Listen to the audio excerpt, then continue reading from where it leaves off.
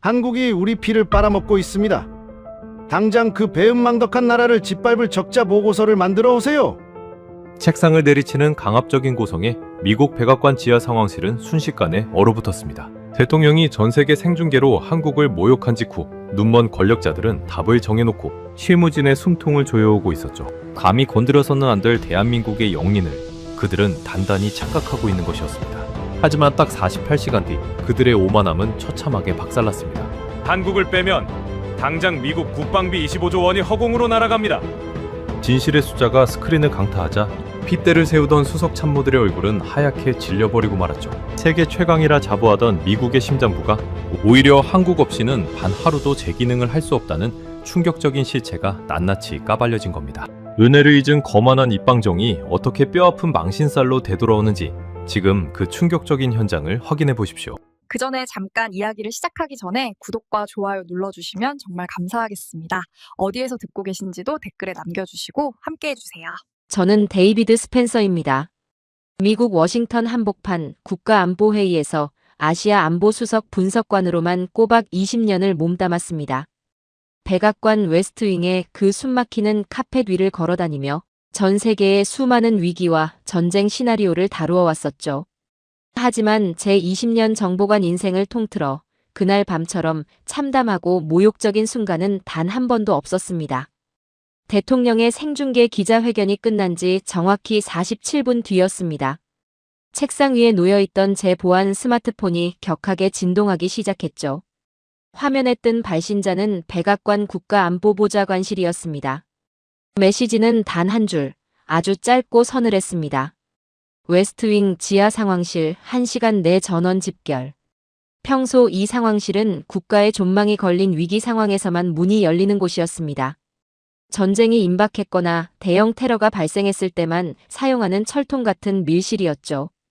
그런데 오늘은 오직 대통령의 말도 안 되는 기자회견 하나 때문에 안보의 심장부가 소집된 것이었습니다. 무거운 철문을 열고 들어섰을 때 방 안의 공기는 이미 얼음장처럼 차갑게 식어 있었습니다. 코끝을 찌르는 오래된 커피 냄새와 사람들의 숨막히는 긴장감이 끈적하게 뒤섞여 있었죠. 형광등 불빛 아래 15개의 묵직한 가죽 의자가 기다란 참나무 테이블 주위에 빼곡히 놓여 있었습니다. 국무부, 펜타곤, CIA, 재무부, 예산관리국까지. 그야말로 미국 안보와 경제정책을 쥐고 흔드는 최고 위급 참모. 14명이 이미 굳은 표정으로 자리를 지키고 있었죠. 누구 하나 함부로 입을 여는 사람이 없었습니다. 그저 벽면을 가득 채운 대형 스크린에서 방금 전 세상을 발칵 뒤집어 놓은 대통령의 기자회견. 장면만이 음소거된 채 무한정 반복 재생되고 있었을 뿐이었습니다. 한국은 배은망덕한 나라입니다. 4만 5천 명의 미군이 그 작은 나라에 가 있는데 그들은 우리에게 대체 뭘 해줬습니까?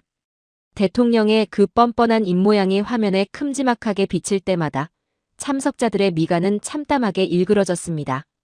4만 5천 명이라니요. 현재 주한미군은 명백히 2만 8,500명입니다. 미국 대통령이라는 사람이 자기 나라 군대의 숫자조차 무려 16,000명이나 뻥튀기해서 전 세계에 대놓고 거짓말을 해버린 것이었죠. 하지만 팩트가 틀렸다는 건 빙산의 일각에 불과했습니다. 진짜 심각한 문제는 피로 맺은 70년. 혈맹을 한낱 장사꾼의 적자 장부로 취급해버린 그 천박한 오만함이었습니다. 밤 9시 30분 마침내 상황실의 철문이 거칠게 열리고 수석 전략관 브래들리 호프먼이 들어왔습니다.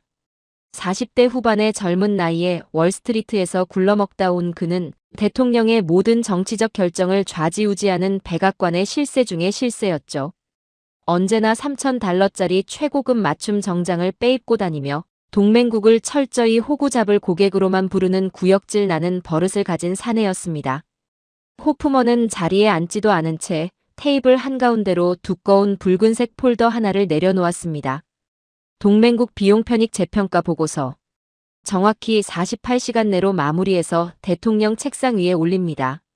첫 번째 타깃은 한국입니다. 호프먼의 목소리에는 일말의 망설임도 죄책감도 없었습니다. 그는 날카롭고 거드름 피우는 눈매로 회의실을 천천히 훑어보며 말을 이었죠. 여러분, 착각하지 마십시오. 이건 토론을 하자는 게 아닙니다. 대통령께서 이미 명확한 방향을 제시하셨습니다. 한국은 미군의 피를 빨아먹는 뻔뻔한 적자 동맹이다. 당신들은 그 위대한 통찰을 증명할 확실하고 자극적인 숫자만 예쁘게 포장해서 만들어 오면 되는 겁니다. 숨이 턱 막혔습니다. 안보 분석관에게 결론부터 강제로 정해주고 거기에 맞춰 증거를 조작해 오라니요. 그건 보고서가 아니라 동맹의 등에 칼을 꽂는 사형 선고문이나 다름없었습니다. 참다 못한 제가 조심스럽게 입을 뗐습니다. 호프먼 전략관님, 아무리 그래도 보고서는 객관적인 팩트에 기반해야 합니다. 한국은 수십 년간 우리의 핵심 방어선이었고, 하지만 제 말이 채 끝나기도 전에 호프먼 옆에 찰싹 달라붙어 있던 케빈 드레이크. 예산관리국장이 비릿한 미소를 지으며 노트북 화면을 스크린에 띄웠습니다. 드레이크는 세상의 모든 가치를 오직 달러 지폐로만 환산하는 지독한 냉혈한이었죠. 팩트 참 좋아하시네요, 스펜서 보좌관. 그래서 제가 벌써 깔끔하게 기초 데이터를 다 뽑아왔습니다. 저 스크린이나 똑바로 보시죠. 스크린에는 붉은색 글씨로 도배된 엑셀표 하나가 섬뜩하게 띄워졌습니다. 드레이크 국장이 안경을 거칠게 치켜 올리며 건조한 목소리로 숫자를 읽어 내려갔죠. 올해 기준 주한미군 연간 유지비 총액 52억 달러. 그중 한국 측이 내는 방위비 분담금은 23억 달러. 뭐 초등학생도 할 수 있는 산수 아닙니까? 미국의 순부담은 29억 달러입니다. 매년 우리 미국 납세자들의 피 같은 돈 29억 달러. 한국 돈으로 4조 원 가까운 거액이 한국 땅에서 허공으로 줄줄 새고 있는 겁니다. 이게 적자가 아니면 뭡니까?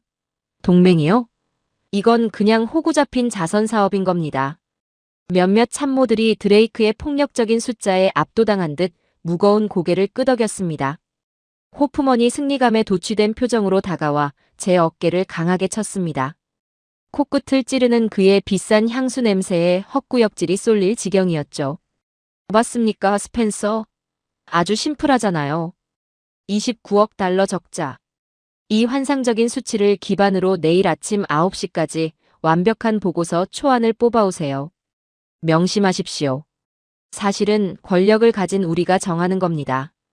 당신은 그저 그 사실을 가장 자극적인 숫자로 치장해내는 기술자일 뿐이고요. 자정이 훌쩍 넘은 시각, 저는 아이젠하워 행정동 3층에 있는 좁고 답답한 제 사무실로 돌아왔습니다. 의자에 털썩 주저앉으니 참았던 한숨이 터져나왔죠.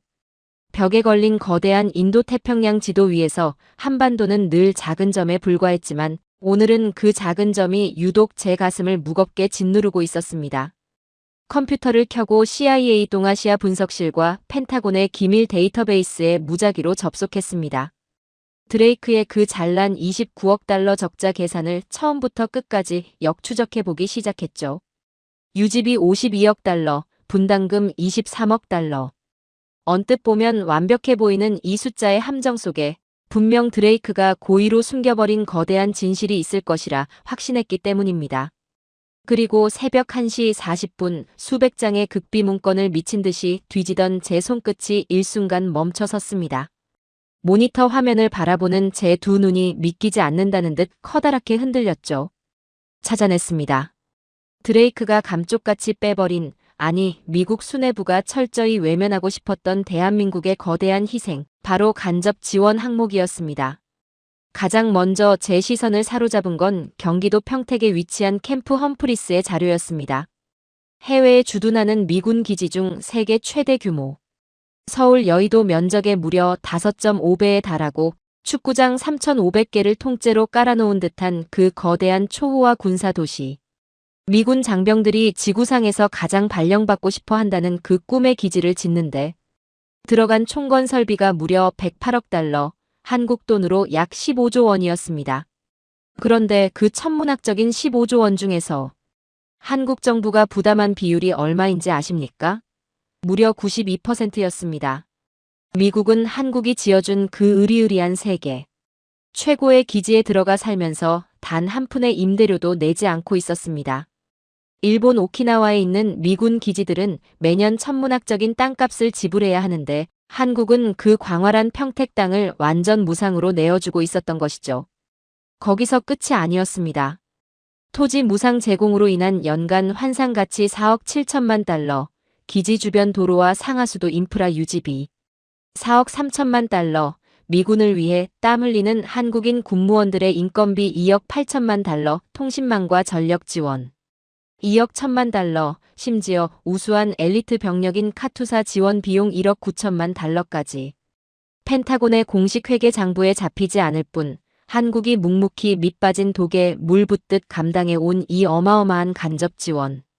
금액들을 하나하나 더해 나가자 계산기 화면에 믿을 수 없는 숫자가 찍혔습니다. 19억 달러였습니다. 순간 척추를 타고 뜨거운 전율이 확 뻗쳐 올랐습니다. 드레이크의 야비한 거짓말이 산산조각 나는 순간이었죠. 눈앞의 숫자를 다시 조합해 보았습니다. 한국이 현찰로 쏘아주는 직접 분담금 23억 달러에 무상으로 제공하는 간접 지원금 19억 달러를 더하면 한국의 실질적인 분담 총액은 42억 달러에 달했습니다. 미국의 전체 주한미군 유지비가 52억 달러니까 여기서 42억 달러를 빼면 어떻게 됩니까? 미국의 실제 순부담액은 고작 10억 달러도 채 되지 않는 것이었습니다. 호프먼과 드레이크가 핏대를 세우며 우겨대던 29억 달러의 거대한 적자는 사실 10억 달러의 푼돈에 불과했던 겁니다. 흥분된 가슴을 억누르며 저는 이 비율을 전 세계 다른 미국 동맹국들과 비교해 보았습니다. 결과는 가히 충격적이었습니다. 방위비 전체 비용 중에서 주둔국이 부담하는 비율, 이른바 안보 가성비 지표에서 한국은 80%를 기록하며 당당한 세계 1위를 차지하고 있었습니다. 일본이 75%로 그 뒤를 쫓았고 잘난 척하는 독일은 고작 33%, 나토 소속 유럽 국가들의 평균은 고작 28%에 불과했죠.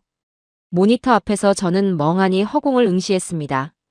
식어버린 싸구려 커피를 한 모금 삼키는데 입안에 도는 쓴맛보다 제 조국 미국이 저지른 부끄러움이 훨씬 더 쓰리게 느껴졌습니다. 미국은 지금 동맹국들 중 가장 많은 돈을 내고 가장 넓은 땅을 내어주며 가장 헌신적으로 방어선을 구축해주는 압도적 1등, VIP 우수 고객을 향해 배은망덕한 적자 덩어리라며 손가락질을 해댄 꼴이었습니다. 세계 최대의 미군 기지를 15조 원이나 들여 공짜로 지어바치고 매일 아침 눈을 뜰 때마다 40억 원씩을 미국의 안보를 위해 꼬박꼬박 송금해주는 나라. 그러고도 백악관의 거만한 정치꾼들에게 모욕을 당하고 있는 나라. 그게 바로 지금의 대한민국이었던 겁니다. 새벽 4시. 창밖으로 워싱턴에 짙은 어둠이 조금씩 물러가고 링컨 기념관 너머로 희뿌연 여명이 터오기 시작했습니다. 제 손에는 호프먼의 얄팍한 조작을 박살낼 가장 완벽하고도 날카로운 진실의 숫자들이 묵직하게 쥐어져 있었습니다.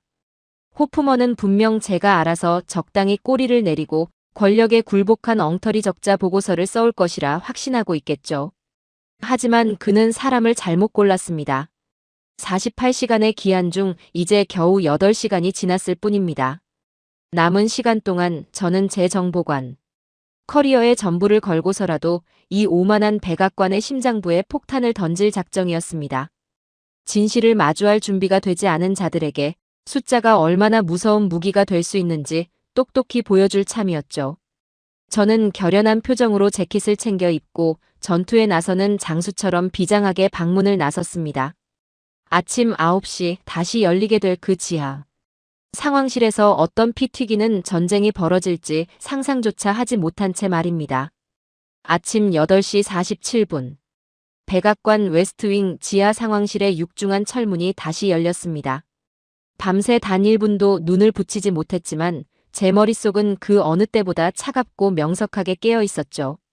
손에 든 낡은 가죽 서류 가방 안에는 이 오만한 권력자들의 콧대를 납작하게 부러뜨릴 완벽한 진실이 묵직하게 숨쉬고 있었으니까요.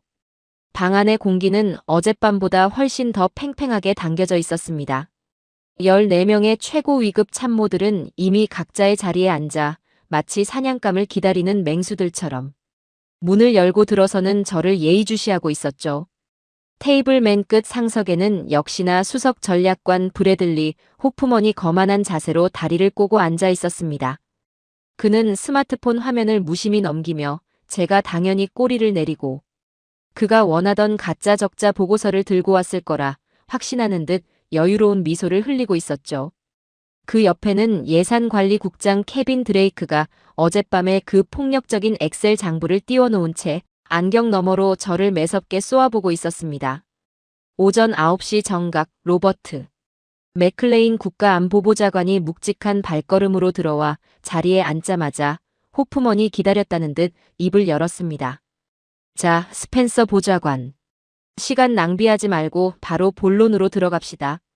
밤새 한국이라는 훌륭한 호구의 적자 규모를 얼마나 예쁘게 부풀려 왔는지 그 잘난 팩트 한번 드러나 봅시다.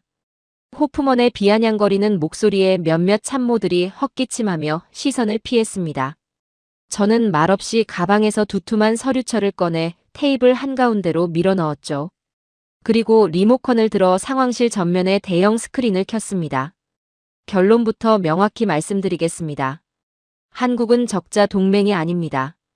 오히려 우리 미국이 한국이라는 거대한 방패 뒤에 숨어 엄청난 안보적 혜택을 무상으로 누리고 있었습니다.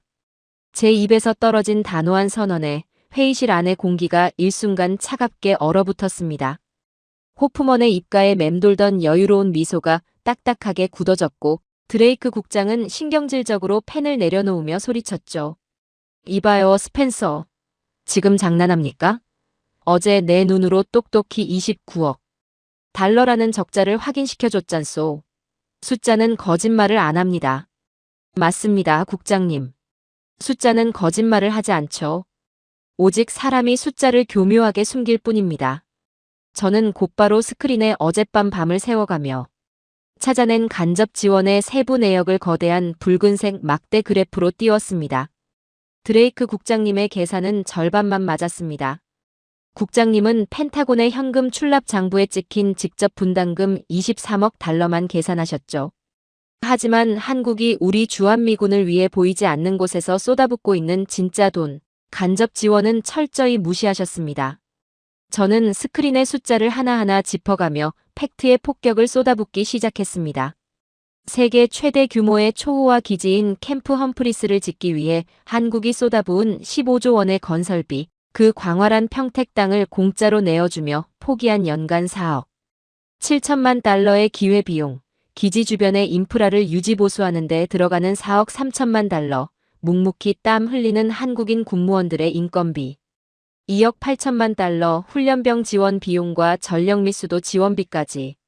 숨막히는 침묵 속에서 제가 읊어내려가는 숨막히는 금액들은 참석자들의 고막을 사정없이 때렸습니다. 이 모든 간접 지원을 합친 총액이 무려 19억 달러입니다. 한국이 현금으로 주는 23억 달러에 29억 달러를 더하면 한국의 실질 분담 총액은 42억 달러에 달합니다. 우리 미국의 총 유지비 52억 달러에서 42억 달러를 빼보십시오. 드레이크 국장님, 남은 금액이 얼마입니까? 드레이크의 얼굴이 백지장처럼 하얗게 질려버렸습니다. 그가 자랑하던 29억 달러의 적자가 순식간에 10억 달러라는 푼돈으로 쪼그라드는 순간이었으니까요. 우리 미국은 겨우 10억 달러 남짓한 실비용만 내면서 전 세계에서 가장 우수하고 거대한 군사기지를 통째로 빌려 쓰고 있는 겁니다. 방위비 분담 비율이 무려 80%입니다. 일본이 75%, 콧대 높은 독일이 33%, 나토 평균이 28%입니다. 전 세계 그 어떤 동맹국도 한국처럼 우리 미국에게 퍼주는 나라는 없습니다. 그런데 감히 누가 누구 보고 피를 빨아먹는 적자 동맹이라고 손가락질을 한단 말입니까? 제 목소리가 상황실 전체를 쩌렁쩌렁하게 울렸습니다. 해병대 출신의 더글러스 웨인 펜타곤 군사보좌관은 감탄한 듯 눈썹을 실룩였고 다른 참모들도 도저히 믿을 수 없다는 듯 스크린의 충격적인 숫자와 드레이크의 불그락푸르락한 얼굴을 번갈아 바라보았죠. 완벽한 팩트 앞에 드레이크의 논리는 철저하게 박살이 나버린 것이었습니다. 하지만 이대로 순순히 물러설 호프먼이 아니었습니다. 그는 잠시 흔들리던 눈빛을 매섭게 다잡더니 자리에서 벌떡 일어나 테이블을 주먹으로 강하게 내리쳤습니다. 둔탁한 소리와 함께 회의실의 시선이 다시 그에게로 집중되었죠. 훌륭하네요, 스펜서. 돈은 잘 알겠습니다. 한국이 호구처럼 돈을 많이 낸다는 건 인정하죠. 하지만 말입니다. 국가 안보가 무슨 회계장부 돌려막기입니까? 그의 목소리에는 다시 오만한 도끼가 서려 있었습니다. 그는 넥타이를 거칠게 풀어 헤치며 저를 향해 성큼성큼 다가왔습니다. 본질을 똑바로 보십시오. 분담금을 아무리 100% 다 내면 뭐합니까? 우리 미군의 정예 병력 2만 8,500명의 발이 그 좁아터진 한국 땅에 꽁꽁 묶여 있다는 게 진짜 끔찍한 비극인 겁니다. 지금 중동 상황이 어떻습니까? 호르무즈 해협에서 당장 오늘 내일 전쟁이 터질 판인데 우리는 병력이 모자라서 쩔쩔매고 있습니다. 한국에 있는 그 3만 명 가까운 병력을 중동으로 빼면 상황이 훨씬 수월해질 텐데 한국을 지켜주느라 우리 미국이 어마어마한 기회비용을 날리고 있단 말입니다. 이것이야말로 보이지 않는 가장 큰 적자 아닙니까?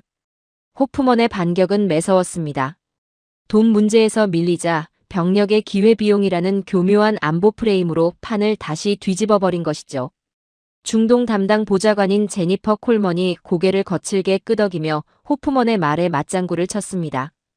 호프먼 전략관의 말이 맞습니다. 지금 우리 해군의 항공모함 전단들이 중동에 묶여서 과부하가 걸리기 일보 직전이에요. 주한미군을 일부라도 차출할 수 있다면 우리의 글로벌 군사 전략은 훨씬 유연해질 겁니다.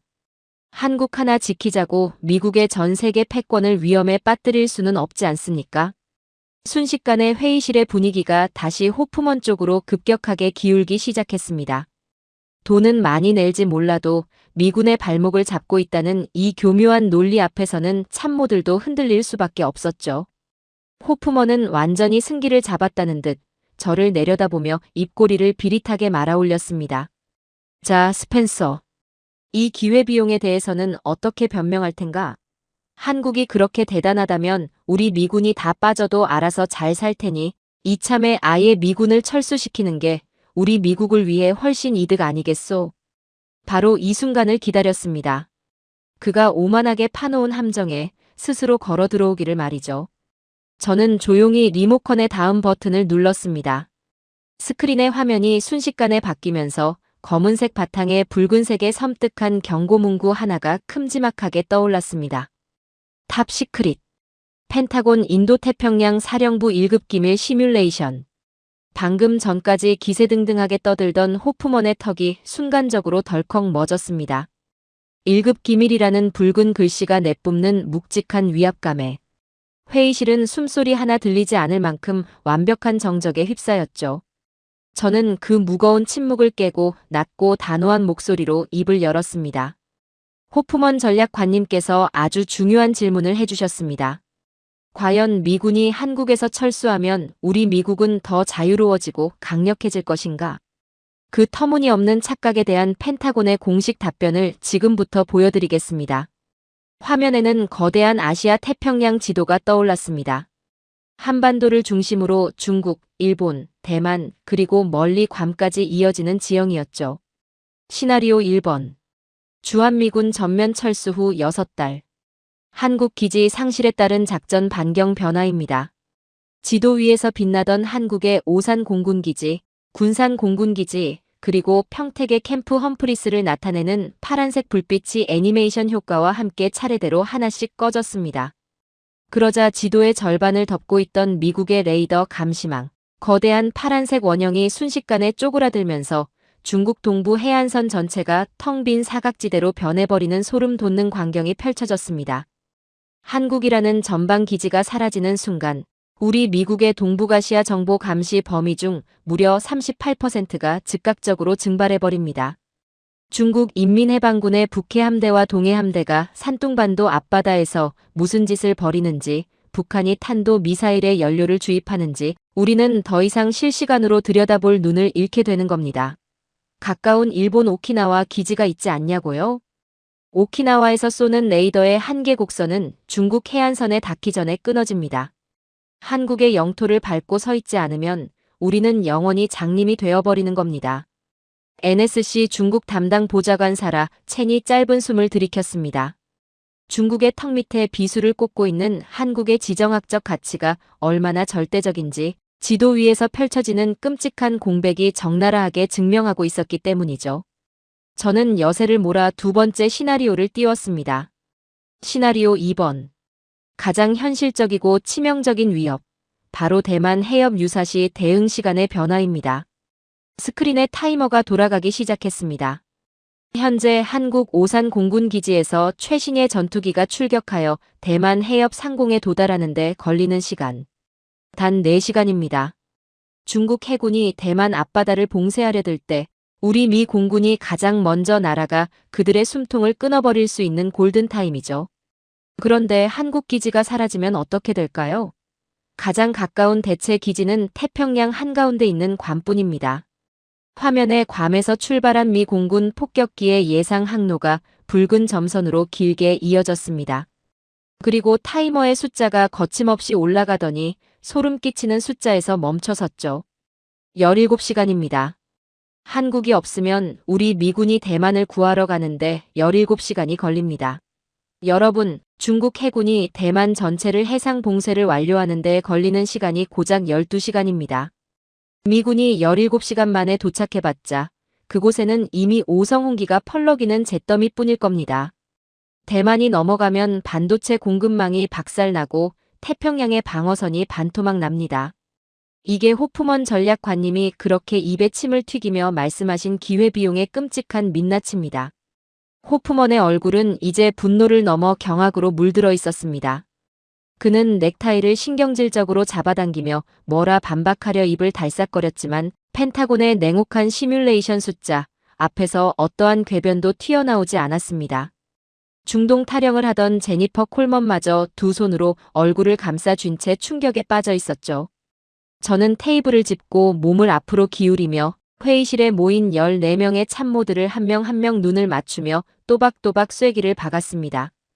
우리 펜타곤 인도태평양 사령부 전체의 정보 수집, 조기 경보, 전력 투사 작전 중에서 한국 기지에 의존하는 비율이 무려 67%입니다.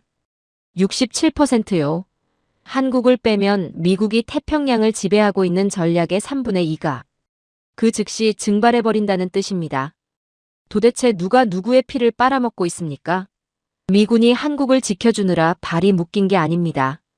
한국이라는 무적의 요새가 그 자리에 버티고 서서 공짜로 땅을 내주고 수조 원의 유지비를 대주며 심지어 중국과 북한의 총구를 온몸으로 받아내주고 있기 때문에 우리 미국이 감히 전 세계의 패권을 쥐고 흔들며 중동까지 신경 쓸 여유를 부리고 있었던 겁니다. 상황실에는 거친 숨소리만 가득했습니다.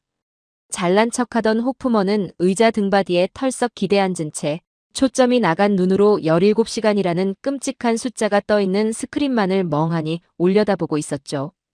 동맹을 돈으로만 재단하려 했던 오만한 제국의 참모들이 자신들이 발 딛고 서 있던 태평양의 패권이라는 거대한 성이 사실은 대한민국이라는 작지만 압도적인 거인의 어깨 위에 위태롭게 세워져 있었다는 뼈저린 진실을 깨닫게 된 바로 그 순간이었습니다. 회의실 안은 말 그대로 폭풍전야의 묵직한 정막에 휩싸였습니다. 제가 스크린에 띄운 펜타곤의 1급 기밀 시뮬레이션, 그러니까 대만 해협 유사시 미군 출격에 무려 17시간이 걸린다는 그 끔찍한 숫자가 참모들의 입을 완전히 틀어막아 버렸거든요. 방금 전까지 한국의 기회비용을 운운하며 핏대를 세우던 호프먼 수석 전략관마저 마치 유령이라도 본 사람처럼 얼굴이 하얗게 질린 채 입술만 파르르 떨고 있었습니다. 하지만 저는 여기서 멈출 생각이 전혀 없었어요. 제가 밤새워 준비한 진실의 폭격은 아직 절반도 끝나지 않았으니까요. 여러분, 방금 보신 군사적 전술 공백은 시작에 불과합니다. 자, 이제 예산과 돈 이야기를 다시 해보죠. 드레이크 국장님이 그토록 맹신하시는 회계장부의 진짜 민낯을 보여드릴 차례인 것 같군요. 저는 리모컨을 꾹 눌러 스크린에 새로운 슬라이드를 띄웠습니다. 화면에는 붉은색 막대 그래프 하나가 하늘을 뚫을 듯 무섭게 치솟아 올랐죠. 시나리오 3번, 바로 대체 비용의 진실입니다. 만약 우리가 한국이라는 전방기지를 제 발로 걷어차 버린다면 어떻게 될까요? 우리 미군이 괌이나 오키나와의 한국의 평택기지와 똑같은 규모의 억제력을 갖춘 군사시설을 새로 지으려면 과연 얼마의 예산이 청구될 것 같습니까? 예산관리국장 드레이크의 안경이 콧등 아래로 위태롭게 미끄러져 내렸습니다. 그는 마른 침을 꿀꺽 삼키며 스크린에 뜬 숫자를 확인하려 애썼죠. 자그마치 연간 187억 달러입니다.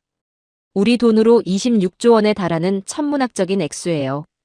현재 우리가 주한미군 유지비로 내고 있는 실제 순부담액이 아까 얼마라고 말씀드렸습니까? 고작 10억 달러 남짓입니다. 한국이라는 가장 든든하고 완벽한 방패를 잃는 순간 우리 미국은 10억 달러 푼돈으로 틀어막던 안보 청구서를 187억 달러, 18배나 비싼 바가지 요금으로 다시 결제해야 하는 처참한 재앙에 직면하게 됩니다. 제 목소리가 상황실 전체를 쩌렁쩌렁 울렸습니다. 드레이크 국장님, 고작 10억 달러 아끼겠다고 187억 달러를 불태워버리는 짓거리. 이게 바로 국장님과 호프먼 전략관님이 그렇게 자랑하시던 위대한 비즈니스 전략입니까? 이 한마디에 14명의 최고 위급 참모들은 거대한 망치로 뒤통수를 얻어맞은 듯 경악을 금치 못했습니다. 해군 중장 출신인 맥클레인 국가안보보좌관마저 깍지 낀 두 손에 핏대가 솟을 만큼 강하게 힘을 주고 있었죠. 드레이크 국장은 이미 노트북 화면을 덮어버린 채 양손으로 얼굴을 쓸어내렸습니다. 완전한 패배를 인정하는 제스처였어요. 하지만 권력의 단맛에 깊게 취해 있던 호프먼은 아직도 정신을 차리지 못했습니다. 그는 최후의 발악을 시도하듯 의자에서 벌떡 일어났어요. 넥타이를 짜증스럽게 풀어헤치며 억지를 부리기 시작했죠. 좋아, 스펜서. 군사기지 새로 짓는 돈이 엄청나게 깨진다는 건 인정하지. 하지만 명심해. 우리 위대한 미국 납세자들은 지금 자기 밥그릇 챙기기도 바쁘단 말이야. 오하이오에서 공장이 문을 닫아 거리에 나앉은 미국 노동자들에게 텍사스에서 보험료 낼 돈이 없어. 병원을 못 가는 우리 어머니들에게 대체 저 멀리 한국 땅에 세금을 쏟아붓는 게 무슨 소용이냐고 설명할 텐가. 결국 한국은 우리 미국 경제의 등골을 빼먹고 있는 거라고. 그의 알량한 정치적 선동에 저는 헛웃음조차 나오지 않았습니다. 명색이 백악관 수석 전략관이라는 작자가 어떻게 이렇게까지 경제의 흐름을 모를 수 있단 말입니까? 저는 서류 가방에서 가장 두툼한 경제지표 보고서를 꺼내 테이블 한가운데로 집어 던지듯 내려놓았습니다. 묵직한 소리가 회의실을 울렸죠. 호프먼 전략관님. 방금 오하이오의 노동자와 텍사스의 어머니를 걱정하셨습니까? 당신의 그 얄팍한 동정심이 얼마나 우물안개구리 같은 망상인지. 지금 당장 산산조각 내드리겠습니다. 스크린 화면이 미국 본토의 지도로 전환되었습니다. 그리고 텍사스, 조지아, 엘라베마, 테네시 등 미국 전역의 수천 개의 파란색 깃발이 애니메이션처럼 빼곡하게 꽂히기 시작했죠. 지금 우리 미국 본토에 들어와 있는 한국 기업체가 몇 개인지나 아십니까? 2,400개가 넘습니다. 이 한국 기업들이 우리 땅에 공장을 짓고 시설을 돌리며 쏟아부은 누적 투자액이 1,600억 달러, 우리 돈으로 약 220조 원에 이릅니다. 지금 텍사스주 테일러시의 삼성전자가 짓고 있는 반도체 공장 하나에 들어가는 돈만 51조 원입니다. 우리나라 국방부의 1년 전체 예산과 맞먹는 어마어마한 돈을 한국의 기업 단 한 곳이 우리 미국 경제를 살리겠다고 쏟아붓고 있다는 말입니다. 호프먼의 눈동자가 지진이라도 난 듯 미친 듯이 흔들렸습니다. 저는 테이블을 두 손으로 짚고 몸을 앞으로 쑥 기울이며 그의 숨통을 완전히 조여나갔습니다. 그 220조 원의 투자로 우리 미국 땅에 만들어진 양질의 일자리가 83만 개입니다. 샌프란시스코 시민 전체를 먹여 살리고도 남는 엄청난 규모의 일자리를 한국이 만들어주고 있다고요. 당신이 방금 불쌍하다고 들먹였던 그 텍사스의 노동자들, 조지아의 농민들. 한국 기업이 내일 당장 배신감을 느끼고 공장 문 닫고 철수해버리면 그 83만 명의 미국인들은 당장 길거리에 나앉아 굶어 죽어야 하는 판국입니다. 도대체 누가 누구의 피를 빨아먹으며 경제를 연명하고 있단 말입니까? 회의실은 그야말로 충격의 도가니에 빠졌습니다. 경제의 본질조차 파악하지 못한 채 동맹의 가치를 훼손하려 했던 얕은 수작이 완벽하게 박살나는 순간이었죠. 하지만 여기서 자비를 베풀 제가 아닙니다. 이 건방진 수뇌부에게 전 세계의 패권을 쥐고 흔든다는 우리 미국의 진짜 아킬레스건을 제대로 찔러버릴 작정이었어요. 자, 경제 이야기는 이쯤 해두고 다시 안보로 돌아가 보겠습니다. 이번엔 우리 미국의 자존심, 세계 최강을 자랑하는 미. 해군의 아주 부끄럽고 끔찍한 민낯을 들여다볼 차례입니다. 화면에 녹슬고 칠이 벗겨진 채 항구에 흉물스럽게 방치된 미 해군 군함들의 처참한 사진이 띄워졌습니다. 해군 출신인 맥클레인 보좌관의 미간이 고통스럽게 일그러지는 모습이 보였죠. 여러분, 지금 우리 미국은 배를 만들거나 고칠 조선업 기반 자체가 완전히 멸망해버렸습니다. 숙련된 기술자도 없고 거대한 배를 고칠 도쿠도 없어서 위대한 미 해군의 최신형 군함들이 고장나면 꼼짝없이 항구에 몇 년째 처박혀 있어야 하는 눈물 나는 현실이에요. 그런데 이 수치스럽고 절망적인 상황을 구원해준 동아줄이 과연 어디서 내려왔는지 아십니까? 스크린에 태극 마크가 선명하게 찍힌 한국의 초거대 조선소 전경이 장엄하게 펼쳐졌습니다. 바로 대한민국입니다. 작년 8월 우리 미 해군의 4만 톤급 거대 군수 지원함을 제발 좀 수리해달라고 한국의 하나오션에 무릎 꿇고 부탁을 한 겁니다. 미국 본토 조선소에 맡겼으면 2년, 3년은 좋게 기다려야 할 그 대규모 수리 작업을 한국은 엔진부터 바퀴까지 모조리 뜯어 고치면서 단 6달 만에 눈 깜짝할 새에 완벽하게 끝내버렸습니다. 우리 해군 수뇌부 전체가 한국의 그 미친 듯한 기술력과 작업 속도에 경악을 금치 못하고 혀를 내두를 정도였어요. 참모들의 입에서 저도 모르게 탄식이 터져나왔습니다. 더 기가 막힌 코미디를 하나 알려드릴까요? 무너져가던 우리 미국의 자존심, 필라델피아의 필리 조선소를 아예 통째로 인수해서 7조 원이라는 막대한 자금을 수혈해 살려내고 있는 기업도 바로 한국입니다. 그리고 불과 석 달 전 우리 위대한 대통령께서 직접 기자회견을 열어 역사상 가장 빠르고 100배 강력한 황금 함대를 만들겠다고 호언장담하셨죠. 그 황금 함대를 대체 어디서 만드느냐? 바로 이 한국 기업이 인수한 조선소에서 만들어달라고 대통령이 직접 한국 기업의 이름을 애타게 부르며 사정했던 겁니다. 자기 나라 군함 하나. 제 손으로 못 고쳐서 한국 조선소 앞에 줄을 서서 제발 고쳐달라고 애원하는 처지면서 도대체 무슨 염치로 한국을 배은망덕하다고 욕한단 말입니까? 제 입에서 뿜어져 나오는 팩트의 십자포화에 호프머는 이제 아예 넋이 나가버린 표정이었습니다. 입술은 하얗게 말라비틀어졌고 테이블을 짚은 그의 두 손은 사시나무 떨듯 미친 듯이 덜덜 떨리고 있었죠. 그러나 저는 아직 마지막 대미를 장식할 하이라이트를 남겨두고 있었습니다. 아직 놀라기엔 이릅니다. 이번엔 눈을 돌려 저 멀리 유럽으로 가보겠습니다. 화면이 바뀌며 동유럽의 광활한 평원 위를 미친 듯이 내달리는 수백 대의 최신형 전차와 불을 뿜는 자주포들의 웅장한 영상이 재생되었습니다.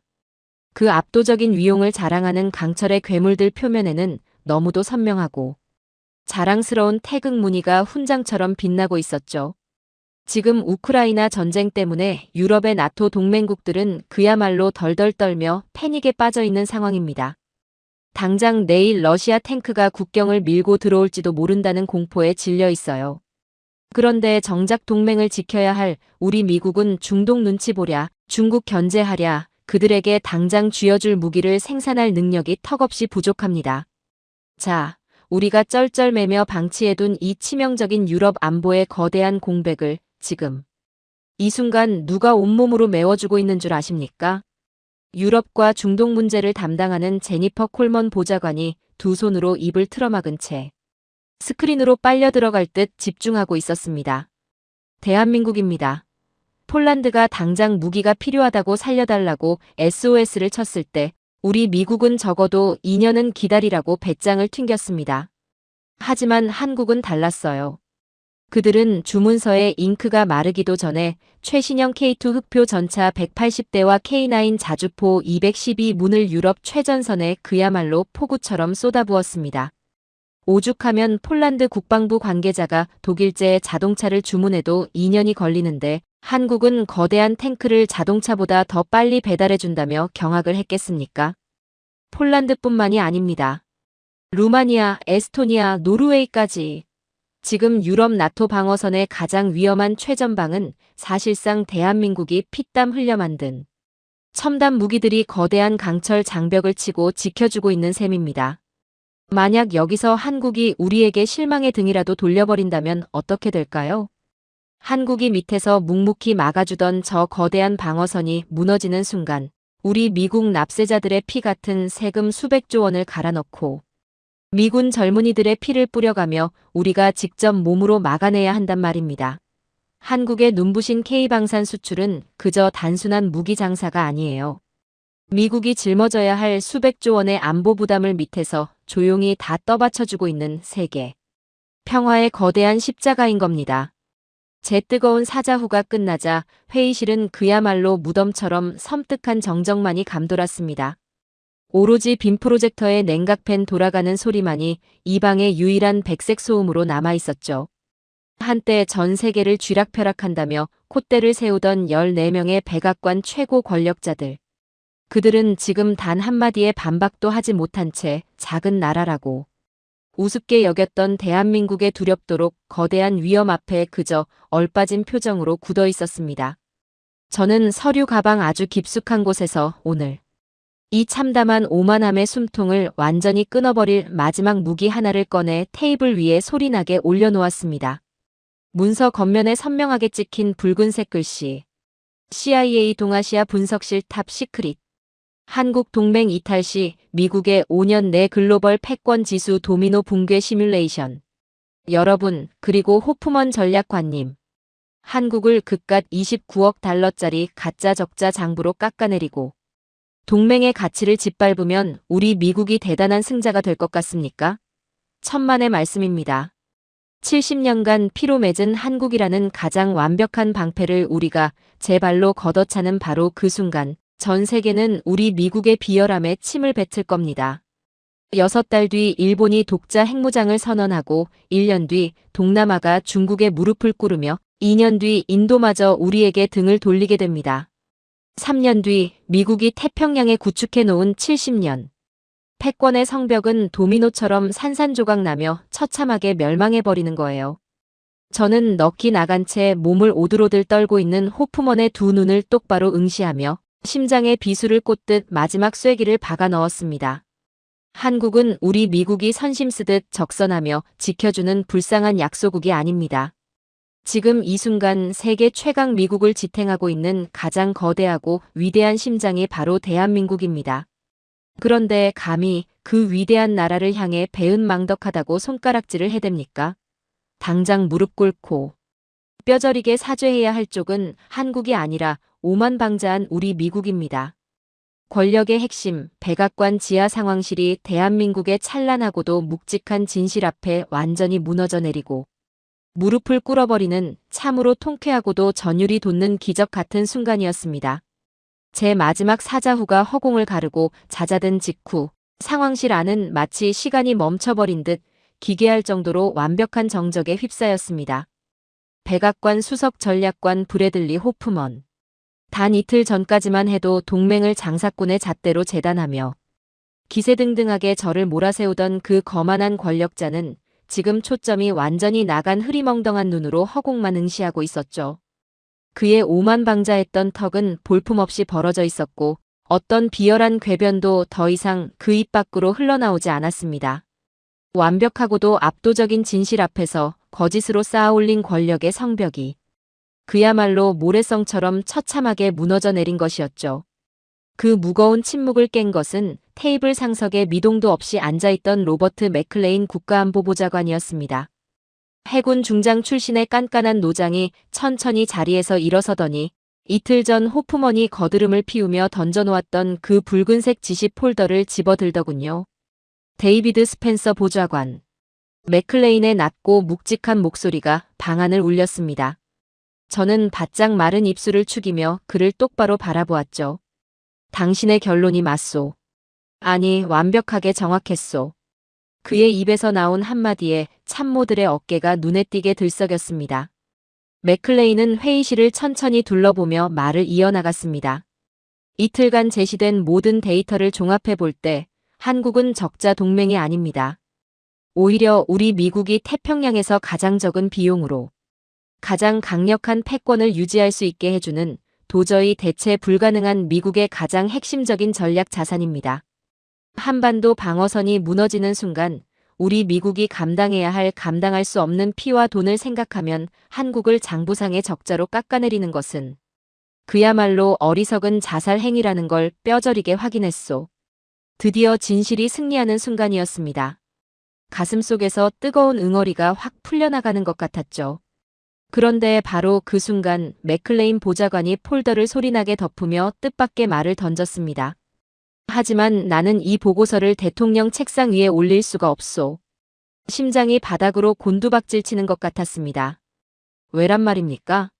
결론이 완벽하게 맞다면서 도대체 왜 올릴 수 없다는 건지 눈앞이 캄캄해졌죠. 회의실 안도 순식간에 웅성거리기 시작했습니다. 맥클레인 보좌관이 씁쓸한 표정으로 입을 열더군요. 대통령이 전 세계에 대고 한국은 배은망덕하다고 규정했는데 참모라는 자들이 아닙니다.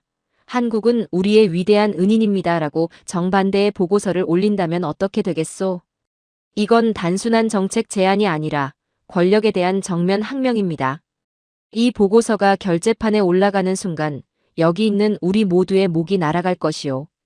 펜타곤부터 예산국까지 이 방에 있는 14명의 커리어가 오늘로 전부 끝장난다는 뜻입니다.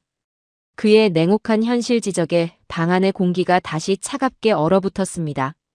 호프먼의 위협이 단순히 허풍이 아니었던 것이죠. 아무리 진실이 옳다 한들 당장 밥줄이 끊기고 백악관에서 쫓겨날 판국에 누가 선뜻 총대를 매겠습니까? 참모들의 눈빛이 다시 무섭게 흔들리기 시작했습니다. 저는 주먹을 꽉 쥐고 아랫입술을 질끈 깨물었죠. 여기까지 와서 이대로 또 진실을 덮어야 한단 말인가. 그런데 맥클레인 보좌관이 폴더 위에 두 손을 얹으며 방금 전과는 전혀 다른 형형한 눈빛으로 회의실을 쏘아보았습니다. 하지만 말입니다. 비록 내 목이 날아가더라도 나는 이 보고서를 올려야겠습니다. 방금 전까지 체념했던 제 두 귀를 의심했습니다. 맥클레인의 목소리는 그 어느 때보다 결연하고 단단했죠. 국가안보보좌관으로서 대통령의 무지한 착각을 바로잡지 않고 거짓 보고서를 올리는 것이야말로 우리 조국 미국에 대한